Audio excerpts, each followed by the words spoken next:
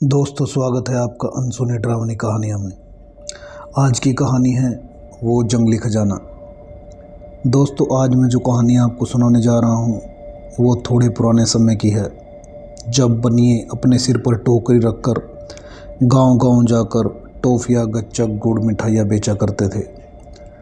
वे सुने खेतों, बागों, वे सुनसान, वे हरे भरे खेतों, नदियों को पार करके एक गांव से दूसरे गांव जाया करते थे। उस समय मोटर गाड़ियाँ व साइकिल कम ही हुआ करते थे। ये सभी साधन शहरों में थे, गांव में तो एक आध ही किसी अमीर व्यक्ति के पास ये सब होते थे। इसलिए बनिए हमेशा पैदल ही टोकरी सिर पर रखकर सामान बेचने जाया करते। यह कहानी एक बनिए राम सिंह की है, जिसे कि एक सुनसान बाग में भूतों की पूरी टोली मिल जाती है। तो सुनिए कैसे राम सिंह को मिलते हैं वो भूत और भूतिया खजाना। एक बार की बात है, गर्मियों के दिनों में राम सिंह को टोकरी में मिठाइयाँ बेचते बेचते दोपहर के 1 बज जाते हैं। वह देखता है कि टाइम बहुत ज़्यादा हो चुका है और उसे दूसरे गांव में भी सामान बेचकर शाम को जल्दी घर जाना है। इसलिए वह एक लोटा पानी पीकर जल्दी से खेतों से होता हुआ दूसरे गांव की तरफ चल देता है।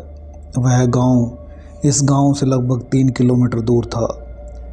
जिस रास्ते से राम सिंह जा रहा था वह बहुत ही सुनसान था, क्योंकि दोपहर में सभी किसान अपने घर आ चुके थे। दूर दूर सुनसान रास्ता और गन्ने के खेत थे। दोपहर साएं साएं कर रही थी। कोई आम आदमी होता तो इतना सुनसान रास्ता देखकर उसकी जान हलक में आ जाती, पर राम सिंह को इन सब की आदत सी हो गई थी। चलते चलते आधा घंटा बीत गया। राम सिंह को बहुत थकावट भी हो चुकी थी। दोपहर के 2 बजे के आसपास का समय हो गया। राम सिंह 2 किलोमीटर दूर आ चुका था। अब वह एक आम के बाग में आ पहुंचा, जिसके बीचों बीच में दूसरे अन्य पेड़ भी थे। आम का बाग बहुत ही भयानक और बहुत पुराना लग रहा था। जब राम सिंह उसके बीच में पहुंचा तो उसे एक बहुत बड़ा बरगद का पेड़ दिखाई दिया, जिसके आसपास बहुत से आम के पेड़ भी थे। वहाँ वातावरण एकदम शांत था। जहाँ जहाँ वह कदम रखता वहाँ वहाँ सूखे पत्तों के टूटने की ही आवाज़ आती थी। राम सिंह ने सोचा क्यों ना बरगद के इस पेड़ की ठंडी छाँव में रेस्ट कर लिया जाए और फिर दूसरे गांव जाया जाए। बरगद के पेड़ की जड़ों में ही अपना गमछा बिछाकर राम सिंह लेट गया। लेटते ही उसे नींद आ गई। थोड़ी देर में उसे एहसास हुआ कि पेड़ों की टहनियों में कुछ सरसराहट सी हो रही है। उसने नींद से थोड़ा जग कर देखा तो वहाँ कुछ भी नहीं था, पर टहनियाँ अभी भी ज़ोर ज़ोर से हिल रही थी। उसने सोचा कोई भूत प्रेत होंगे जो आसपास या आपस में इधर उधर पेड़ों पर घूम रहे होंगे, क्योंकि ऐसी घटनाएं उसके साथ पहले भी हो चुकी थी। थोड़ी देर में उसे दिखाई दिया कि एक बहुत बड़ा प्रेत, जिसके बहुत बड़े बड़े नाखून और बहुत बड़ा सिर और पैर हैं, वह पेड़ों पर घूम रहा है। फिर कुछ देर में उसे एक नहीं कई प्रेत नजर आने लगे और एक चुड़ैल भी। वह बड़ा प्रेत कुछ छोटे प्रेतों को जोर जोर से पीट रहा था। वे एक पेड़ से दूसरे पेड़ पर उड़कर जा रहे थे। मड़क मड़क करके बहुत ही आमों की टहनियाँ भी टूट चुकी थी। कुछ देर में सब शांत हो गया। अब बाग में झिंगरों और कुछ पक्षियों की आवाज़ें साफ साफ सुनाई दे रही थी। अब राम सिंह ने सोचा बहुत देर हो चुकी है, अब यहाँ से चला जाए। लेकिन पत्तों से ऐसी आवाज़ आ रही थी कि जैसे कोई हाथी अपने बड़े बड़े पांव पत्तों पे रखते हुए उसकी तरफ आगे बढ़ रहा हो। उसने अपनी मिठाई की टोकरी उठाने की कोशिश की, पर यह क्या, टोकरी टस से मस नहीं हो रही थी और वो बड़ा प्रेत पत्तों पे पैर रखता हुआ उसकी तरफ बढ़ रहा था। आज पहली बार राम सिंह को डर लगने लगा था। बड़ा भयानक प्रेत उसके सामने आकर खड़ा हो गया। यह देखकर राम सिंह की जान हलक में आ गई। वह डरते डरते बोला, क्या क्या चाहते हो तुम? मेरे सामने आकर क्यों खड़े हो?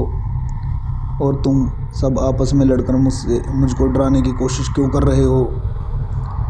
फिर वो प्रेत अपनी भारी आवाज़ में बोला, मैं तुम्हें कोई नुकसान नहीं पहुंचाने आया हूँ, ना ही हम सब लड़ रहे थे। वो छोटे भूत उस 2 सिर वाली चुड़ैल को कई दिनों से सता रहे थे। मेरे मना करने के बाद भी वो नहीं माने, तो आज मुझे उनको सबक सिखाना पड़ा। ये सब सुनकर अब राम सिंह का डर थोड़ा गायब हुआ और वो बोला, फिर अब तुम क्या चाहते हो? मुझे जाना है, मेरे रास्ते से हटो। प्रेत बोला, चले जाना, मैं तुमको नहीं रोकूंगा। तुम्हारी टोकरी में जो ये अच्छी अच्छी मिठाइयाँ हैं, मुझे भी थोड़ी सी खिलाओ। जब मैं जिंदा था तो ये सब बहुत खाया करता था। राम सिंह ने टोकरी से कुछ मिठाइयाँ निकाल कर उस बड़े भूत को दे दी। वो खाकर बोला, वाह, मज़ा आ गया। क्या ये सारी मिठाइयाँ तुम मुझे नहीं दे सकते? इस पर राम सिंह बोला, नहीं, अगर सारी मिठाइयाँ मैंने तुझको दे दी तो मेरे पास पैसा कहाँ से आएगा? मेरे घर का खर्च कैसे चलेगा? मैं कल के लिए मिठाइयाँ कैसे बनाऊँगा? इस पर वो भूत बोला, ठीक है, मैं ही तुम्हारी मिठाइयाँ खरीद लेता हूँ, तुम्हें बहुत सारा धन देता हूँ। मेरे साथ चलो, यहाँ से थोड़ी दूरी पर उत्तर दिशा में एक जंगल है, वहीं मेरा खजाना है, वहीं पर चलो। राम सिंह उसके साथ साथ घने जंगल में एक बहुत बड़े पेड़ के नीचे पहुँचा, जहाँ से उसने सोना चांदी हीरो से भरा एक बहुत बड़ा संदूक निकाला और पूरा धन देते हुए बोला, ये सारा खजाना तुम ले लो और ये सारी मिठाइयाँ मुझे दे दो। राम सिंह इतना बड़ा खजाना देखकर बहुत खुश हुआ और खुशी खुशी सारी मिठाइयाँ देकर अपने टोकरी में पूरा धन भरकर वापस लौट गया। बड़ा भूत मिठाइयाँ खाकर बोलता है, मज़ा आ गया, बहुत सालों के बाद ऐसी मिठाइयाँ खाने को मिली। तुम आते रहना मिठाई लेकर और यहाँ से ये धन लेके जाया करना।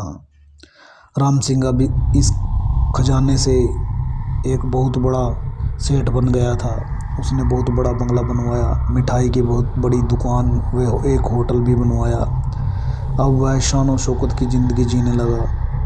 जब कभी भी उसे धन की ज़रूरत पड़ती तो उसी प्रेत के पास मिठाइयाँ देकर बहुत सारा धन ले आता। तो दोस्तों, आज की कहानी आपको कैसी लगी कमेंट करके ज़रूर बताएं और ऐसी ही मज़ेदार कहानियाँ सुनने के लिए चैनल को सब्सक्राइब ज़रूर करें और अपने दोस्तों को शेयर करें। धन्यवाद दोस्तों।